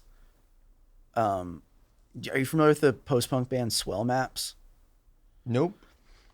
They so one of the guys in Swell Maps, this guy Nicky Sutton, he broke up the Swell Maps and started this band called the Jacobites with this guy Dave Cusworth, and I swear they like low-key like just made a whole band off of like Wild Horses by the Stones. Like they low-key just made like a band that's just like not every song, but like they do have an album where it is just about every song is just trying to remake Wild Horses, honestly. That's their vibe. So sick. Yeah. And their vibe is that's. Yeah. And they just both dress like Keith Richards. It's from like I think they were like a band from like, it's like early 80s British, and they were not super well known, but they're in that like British underground thing. But the song It'll All End Up in Tears I covered on that record, which, you know, I'm not going for a Jacobite sound on that record at all, but it fit, you know, in with everything else. And it's an R&B, like I'm much more of an R&B vocalist than I am a like rock vocalist. And so I really leaned into that. And I do that. I hear that in your voice too. Yeah. In your approach. There were some vocals on Starlight when I was actually just finishing it. The vocal on South Street Talk and the vocal on All That I Want. Those are like the last two things I did on that album. And that was after I got really into George Michael, actually. And so those were kind of really influenced by George Michael. What's your favorite George Michael song? Or any of his material? Stuff? That whatever that Freedom album. Sick. Yeah, Cowboys and Angels is pretty interesting song. That's the one that I go back to a lot. Yeah, that's probably the one. That record's so sick. That father figure song is fucking ridiculous. Yeah, that was pretty sick. Yeah. It's like, yeah. I mean, it was also at that time, it was a massive hit. Yeah. He was the biggest star on earth. He was like, it's like a kind of a fried. It was like Michael Jackson, George Michael. He's sick. No, yeah. I like George Michael a lot. I think he's really cool too. the lyrics on that one are so like nuts in a way. Like it's a little bit of uncomfortable listen in some ways, but it's so sick. Like that song is so sick, dude. Jesus to a Child is another one. You know that like on oh damn, I'm forgetting the older. I think the name of the album. Yeah, he's just sick. I watched a bunch of like documentaries. I was like, damn, he kind of had a gnarly life, but he seemed like he was like a good person and such a talent. Like for real, like unbelievable. I don't know anything about him except for like obviously the big headline stuff. Yeah. You know, he would donate to like. It came out after he died. He would like donate a ton of money to charities. Like, really, like didn't want people to know. Like, he was a good person. There was also some political stuff that he was really kind of early on that was outspoken about. That was like pretty cool. You know? Yeah, I admire that. I admire that dude a lot. He was dope for sure. So by the time this podcast comes out, you will have played your record release show, which is a going away show. Yeah, is that true? Yeah, I'm moving to LA for a bit. Yeah, and you like when this comes out, you'll be in LA. Yeah. What are you gonna do?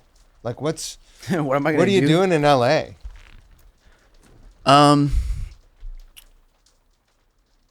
Putting out a record, and then I'm like, just trying to do more work in music. You know, you've been down and done a bit of studio work.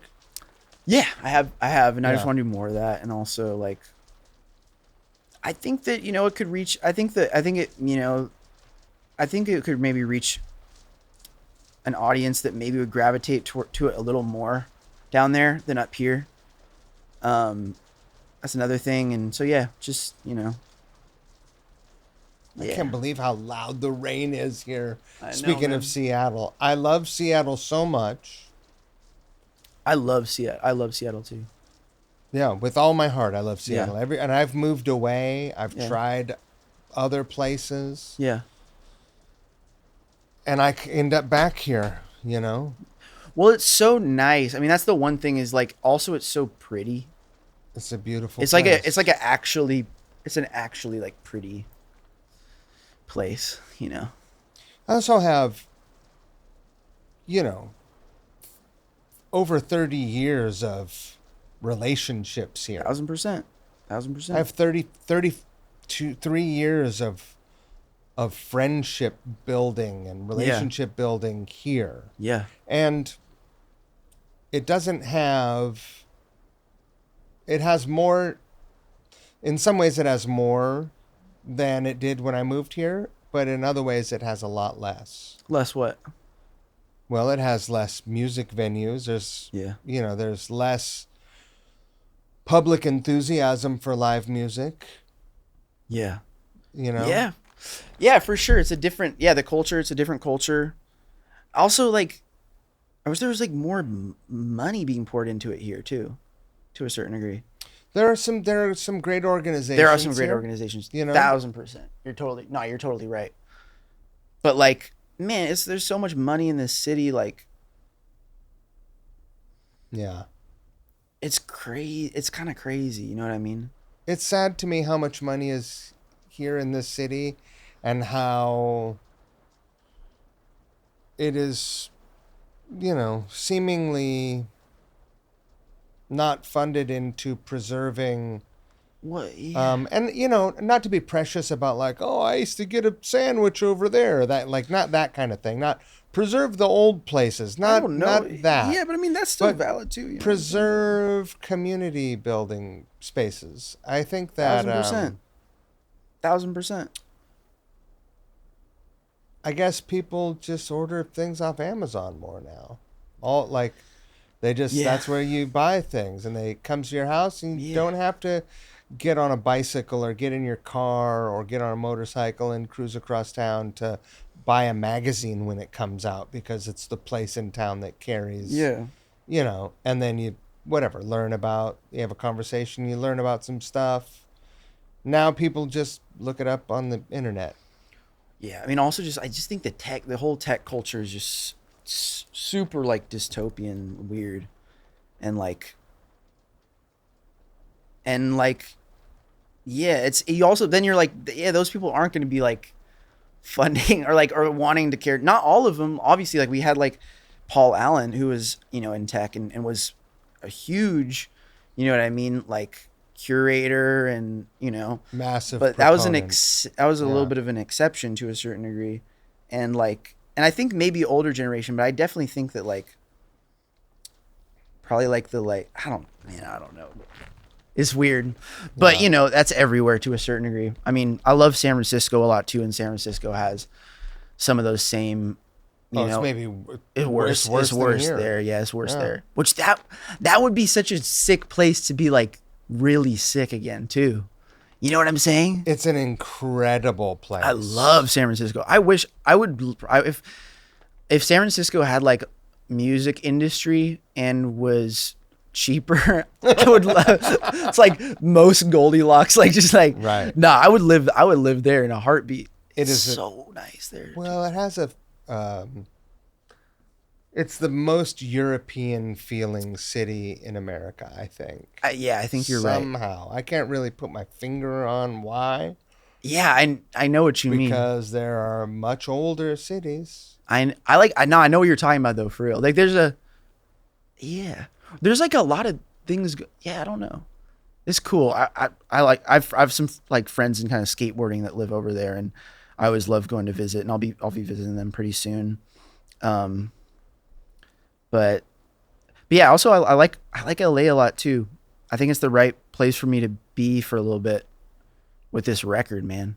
How long do you think you will be down there? I don't know. You don't know? I'll be up here a lot though. Right. Back and forth. I'll be kind of like between those cities, but based based a little bit, in LA for at least with this record, and like yeah, man. Seems like you're always recording. Too much, And bro. you're always Too much. recording. I'm taking a break right now, man. The record I just did like destroyed me, man, for real. The record that I just finished destroyed me, bro. But it's a good. I really like it. It's a good record. Yeah. But it was painful, bro. It was bad. Hopefully it's worth it. I think it's worth it because it's like the chiseling, and it was just it was more technical, and it was like, and also I gave myself a real kind of deadline about it, and like I don't really want to be recording music all by myself after this because it was isolating. Sure. But I was able to get exactly kind of what I wanted, and now I feel really confident with my drumming and a lot of other things like technical wise, because I needed to do that. And this record has a little bit of technical on it, but the next one's like even more. But like, yeah, I just kind of want to. I feel like I'm closing a little bit of a chapter of my process to a certain degree, and I don't know what's next. I've been recording a bunch of random stuff just for fun. Like I've been no pressure right now because I got a whole other record that's done, and then I have one that hasn't even come out. Like it's about to come out. Right. Do you foresee yourself going there and putting a band together? In LA, Or, like a band other than my solo project. well, a band to perform your music Oh yeah, for sure. of LA people? Yeah, I have Yeah. to because I want to tour this record. Okay. So Do you see yourself? I mean, a lot of things happen in LA.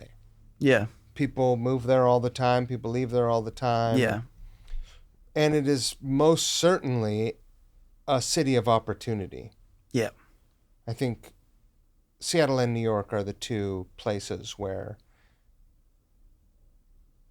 you can go anywhere yeah, LA. and meet, under the right circumstances, obviously not being a punisher, but like you can meet people that you should be meeting, right? Yeah. Or that are appropriate for you to be meeting.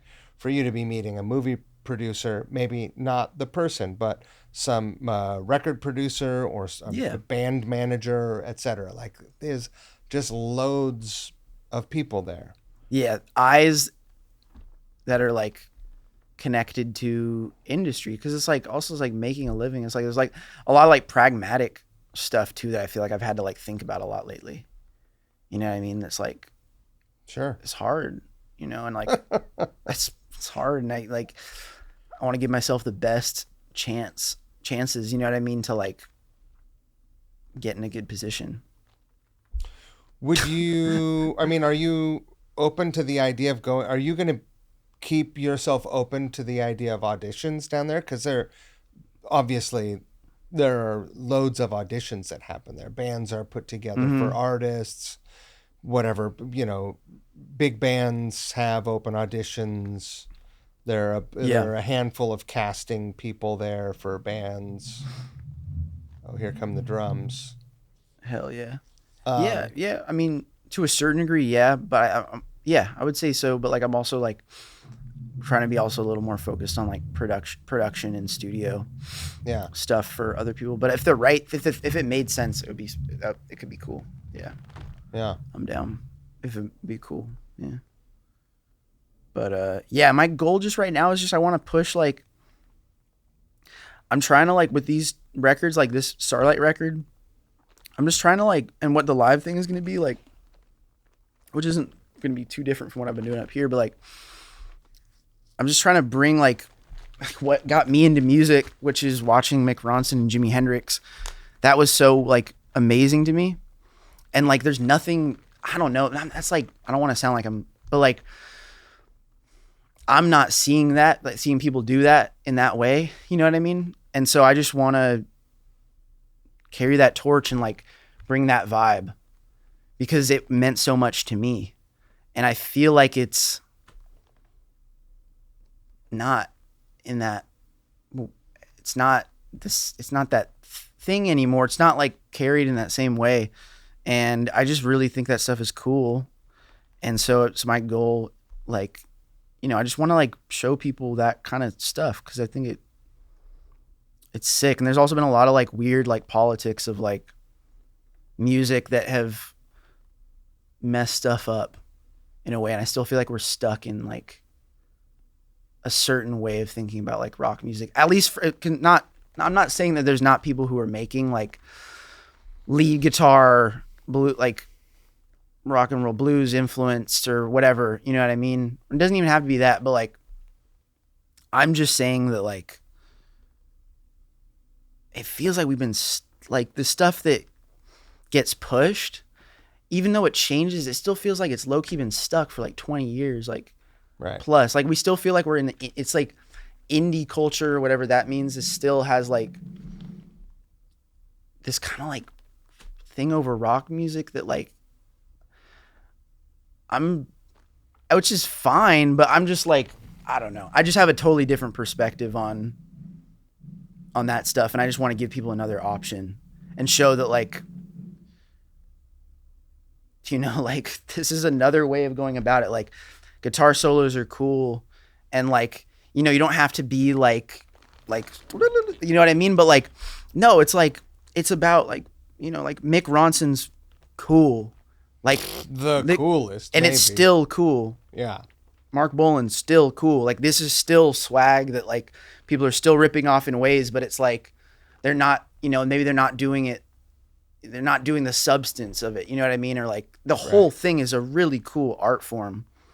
Michael Schenker, 19, you know what I mean? Like Michael Schenker, there's not a whole lot of stuff that's cooler than Michael Schenker in 1977. Facts. Like white hair, like in his face, like flying V, smoke, like fog machines. Also like nowadays the best lighting is like for like the past like 30 years, it's been like electronic music. You go see like, I saw like, they're getting the really good production value. It's like, and then rock, it's just like, I don't know, man. I don't even want to get it, but like, look, it's a different culture. It's like I think there's a point where it got more about like kind of like, yeah, just kind of like casual or like, yeah, that kind of became cool. And I still feel like we're still there low key. And it's like, no, like put on like high heels. And, like, Well, I think grunge was the beginning of the death of that. And yeah. then hip hop has dominated popular music. Although I the don't want to, sort of yeah. like country rock has been hot on its tail for Country rock. Yeah, Yeah. the alternative or whatever. The alternative. Yeah. Well, it's a version of alternative. It's like, I don't want to even say it's not just like grunge. It's like it's a version of alternative culture that like you could cite like so many things that all could be things that are like good within their right, but their effect on like the culture that I care about was negative. Right. Do you know what I'm saying? I mean, I know a lot of people who would agree with that statement. You know what I'm saying though? Like for real, like anyone that was popular in the 80s. Yeah, it's like I'm also, because I've always been like, I don't know, I just like, I don't know, like I understand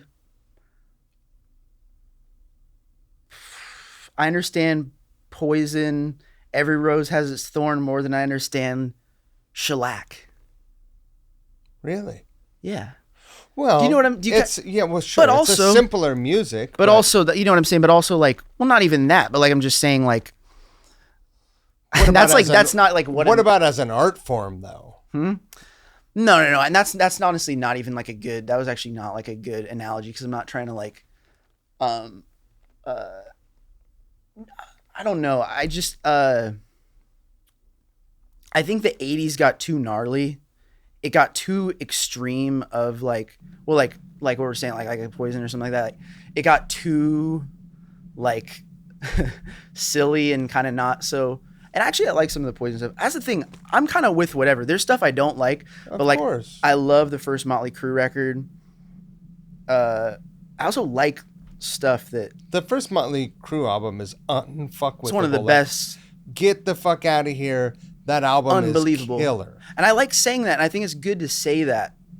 Do you know what I mean? Like, yeah, because I think there people are discount hipster stuff. haters, or people who just associate them with one thing. Yeah, I don't like the kind of like a really narrow view on like oh, like you have to like or it's like the kind of stock bands that it seems like it's bands been like go that through phases. But it seems like it's low key been like, yeah, maybe, I don't know. Yeah, you're right. Imagine family photos. Like you go to your, like, my family didn't take family photos, but yeah, people were gone a lot, so they couldn't be around. So, but imagine family photos through the years. Like, they looked different. They were having different experiences. They were doing different shit, and their lives were different. Yeah, and such is the way of a band as well. And also, even the simplest of bands. Yeah. I mean, AC/DC excluded. Okay. Right? AC/DC has, they have a vibe, and that's their vibe. Yeah. Right? Yeah. But like most bands haven't forgotten why they got excited about playing music, and they're always looking for that spark. 100%. So, yeah, Motley Crue's first album was fucking killer. So Theater good. of Pain wasn't that as killer. And it was only 2 records, it was only 2 records later. Yeah, I feel like the production changed. I really like the way that first album sounds. But Dr. Feelgood is a banger. Yeah, that's a banger record too. I don't know. I just don't agree with like the whole. I still feel like. I think that also comes from being into sampling and also like someone who I think does a really good job of. I don't know if you're familiar with the artist Dean Blunt. He's like a producer.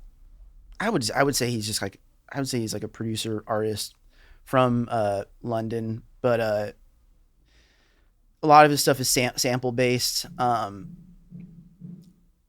can tell that's a guy whose ear is really just like real, and he just samples from a really wide variety of different music, and I can tell he just likes music. And And I think a lot of people get marketed stuff, and culture dictates a lot of stuff, and like not even politics like presidential, but just kind of like there's a aspect of like there's like a politics of like a of like a guitar solo or something that like that people are weird. You know what I mean? It's like it's weird, and I feel like there's aspects that are still stuck in this like indie culture 90s. It's not just grunge. It's like it's just 90s indie culture, whatever that means. It was, you know, and that's still very prevalent. I feel like at a lot of like media, and then media influences people getting into music. I don't know. More people should be familiar with Lights Out by UFO. It's pretty good. You know, you can like you know, like yeah, it's like like Joy Division, Closer, and UFO Lights Out are pretty good out. They're both pretty good. You know what I mean? And I don't know. I just think there's a whole kind of area of music that isn't referenced as much that blows my mind. I think it's just because of like weird, like it's just the way culture moves. But I want to try to bring some of that back because like it's sick. I agree. And even like what I was saying with Shellac or something like that, like I'm saying that, but also like I love Steve Albini's production and like I love his guitar playing. It's so gnarly. Yeah, I don't. It sounds so gross. I don't like it. You don't? No, not it's for me. Really like.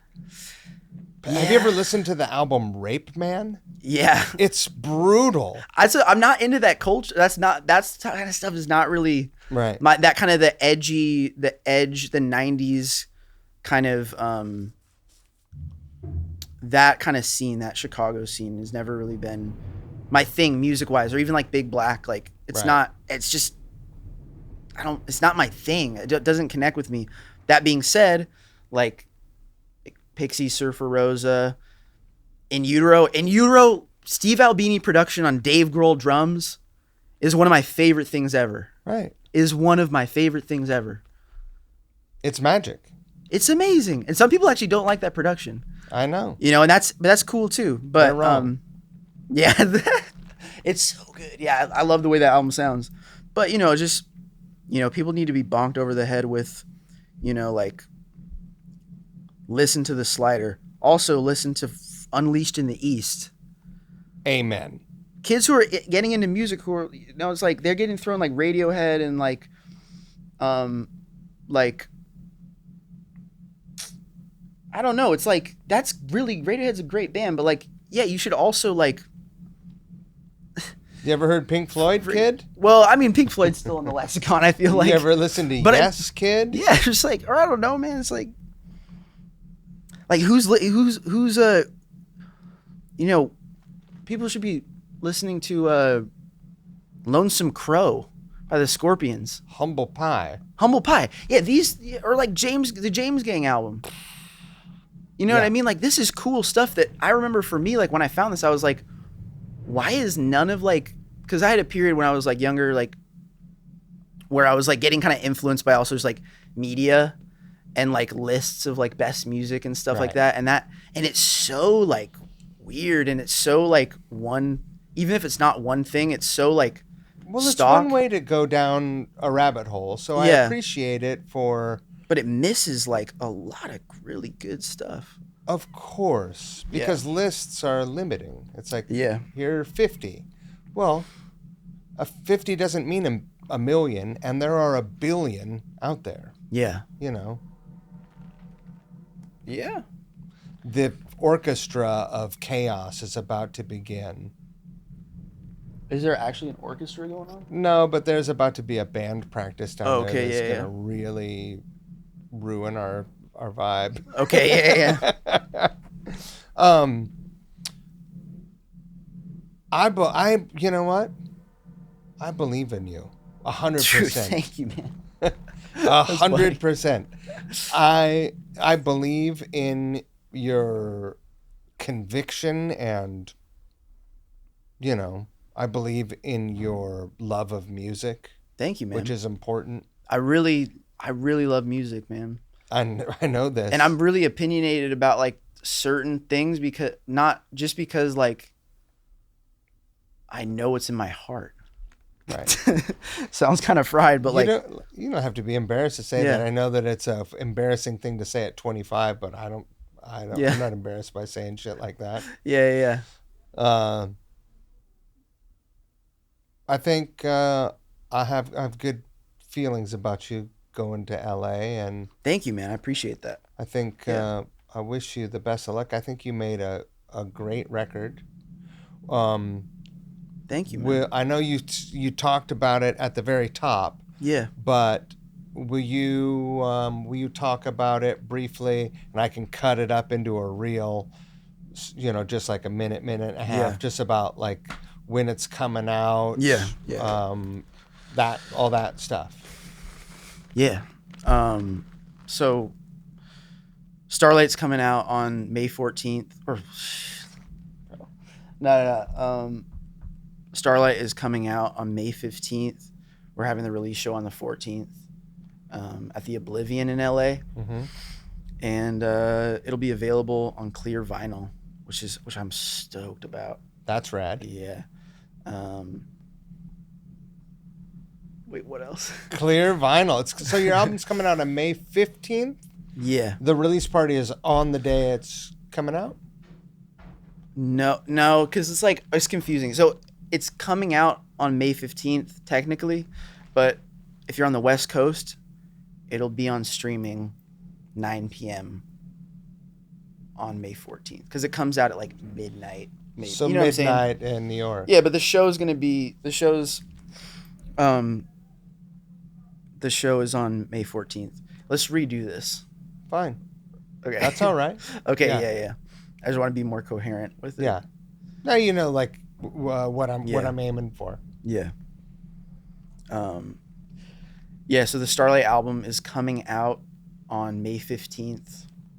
So like midnight Eastern time, but we're having the release show on May 14th at the Oblivion in LA. And it's going to be available on clear vinyl. So we'll have the records there. Rad. So I'm stoked. I love clear vinyl. I've always wanted to put something out on clear. I mean, vinyl is final, as Matt Vaughn told us last episode. Oh yeah, vinyl is final. Vinyl is final. I like that. That's funny. And clear vinyl is rad. Have you ever had etched vinyl? Have you ever seen etched vinyl? No. What is this? It's just like, pressed one side and the other side is okay, got you. And it's wow, okay. Got art, like physical art on the wax. No, I've never seen that before. It's rad. Whoa, that's pretty cool. I want to do that someday. You should do it, man. So, West Coast 14th show in LA. What is it? What's the venue? It's at the Oblivion. The Oblivion. So it's a pretty new venue there. It's like a surf and skate shop that has a venue attached to it. Killer. It's pretty cool. I'm super stoked, and it's in Highland Park. Mm-hmm. My buddy Nagasi Armada is DJing before my set, and it's gonna be a cool night. That's a guy who has who understands a little bit of he grew up in Atlanta, seeing guys like Young Thug and Future come up. But he's also into the type of rock music that I like, David Bowie, that kind of stuff. So similar, it's kind of an interesting perspective, but it's kind of cool to meet people that him and his friend Mickey are kind of I feel like when I met those guys, it's kind of understood, kind of seeing a through line to a certain degree of certain things that I was into that were different in a way. Yeah. All right. But yeah, he'll be DJing, and it'll be cool. Nice. Yeah. And after that, you're hitting the pavement? Yep. Yeah. So, yeah, announcing like tour dates and stuff. Probably like more like a month after the album comes out and everything. Great. So National tour? probably not. Probably West Coast and then a little bit of East Coast. Okay. Probably just coastal, yeah. Awesome. Yeah, but I'm excited, man. I'm just excited to have this record out, man. It's been a long time in the making. Like, this is music that I put a lot into it, and it's music that I've let marinate for a while. That's like I feel really good about. It's like I would not have assumed that you recorded this, that it was over okay. Well, there was a home recorded album. Yeah, that's good. It sounds killer. Thank you. It's like you wouldn't believe the setup. You wouldn't believe the setup. Is it all in the box? No, it's no. It's half in the box, half 4-track cassette. Oh, really? Everything's hitting cassette though. There's stuff I did on there that I did all in the box and then I bounced it to except for like 1 or 2 songs, everything is hitting cassette. Yeah. Okay. Yeah, so it's a cassette album. I recorded it with. Are you gonna do a cassette release? No, I don't really like cassettes like that. I don't like cassettes as like I don't like cassettes really as like a listening as like a format medium, but I like it as like a recording tool. If you have a cool machine, like my machine, like you probably didn't know that was cassette, did you? No. Pretty clean, right? Yeah. I always loved my cassette 4-track. I had a Tascam 424. I have one of those too. I thought it was great. Yeah. I use a Fostex for most of my stuff. The Yamaha stuff was always great. Pretty clean. Yeah, you can get it clean, man. And I'm using like Type 1. I didn't use like Type 2s on it. I'm using like the cheapo ones because they have I don't know, it sounds better with my machine. But yeah, I recorded it on, and it's all a Questlove Breakbeats kit. So it's like that little, that mini kit. Yeah. Mostly it's a lot of guitars on it too. SGs, Les Pauls, Strats.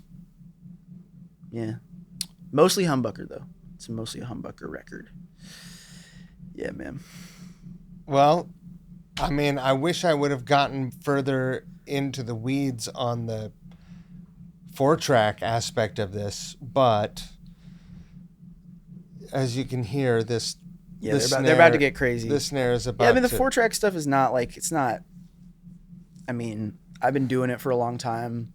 My last 2 records were pretty much all 4-track. This was hard to do the approach that I wanted to do on this one, doing it just on the 4-track. So I incorporated some digital in there and just kind of, because I had some more ambitious compositions and so made it work. But for rock music.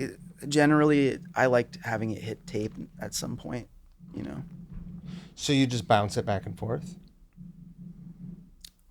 This record's all over the place. There's songs that I did all on tape. Right. And there's songs that I did all digital and then bounce it down. And there's songs that I did like the drums, the guitar, and the bass to tape, and then did everything else digital. So it's just like, it's a smorgasbord of like, Well, again, very nicely done.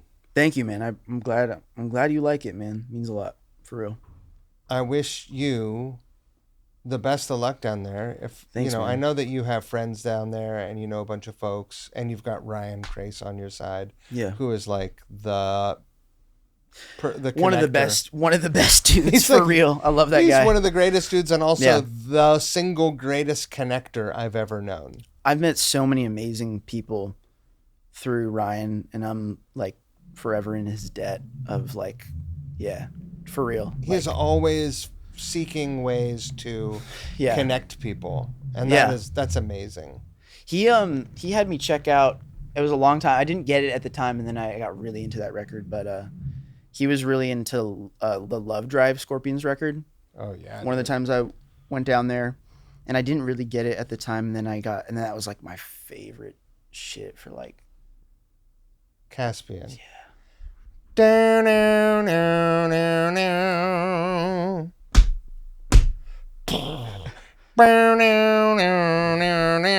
Wait, no, that's That's Love Drive? No, that's Animal Magnetism. Oh, that is Animal Magnetism. I was like, which I'm one is that such on? an asshole. Nah, you're good, bro. That's the song Animal Magnetism. That's the song Animal Magnetism. Also, I have a whole. That's the first. I think that's the first. The Scorpions were so pioneer. That's what I'm saying. Like, what I'm talking about like culture and stuff like that. People should be talking about the Scorpions. They invented so much. They invented they really invented metal that isn't influenced by smoking weed. Like them and Judas Priest. But they influenced Judas Priest. UFO and the Scorpions influenced Judas Priest. Because KK Priest Downing was around early 70s. I know, but Scorpions were even before. Scorpions' first album came out in 72. I don't know that they knew about them back then. KK Downing dressed exactly like Michael Schenker. But that was later. Michael Schenker wasn't even dressing like that at that time. But no, they were definitely. But yeah, Priest too. I mean, I love Priest. Doing first Priest record is also unbelievable. People need to know that record, Rock-a-Rolla. Rock-a-Rolla. Why is that not being talked about? Champions platter. Yeah. Why is that not being talked about? You know what I mean? That's a really but yeah, Animal Magnetism, sick. They that's the first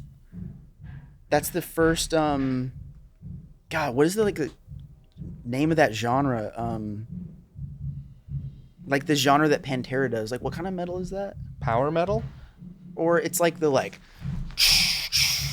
halftime groove metal. That's the first groove. That's the first groove metal song. Well, that's the thing that metal classically possessed was groove. Well, they Sabbath had a vibe and a groove. Even obviously Sabbath. Yeah. Beyond Sabbath, Priest had a groove. Yeah. Yeah. Oh yeah. No, Victim of Changes. Unbelievable, bro. Sad Wings of Destiny, dude, unbelievable. Vibe and groove. Yeah. For days. And the thing is, when Pantera came along, everyone was like, "Oh, we have groove." Yeah. Again. Yeah. There's groove again. I think I'm talking more strictly though about a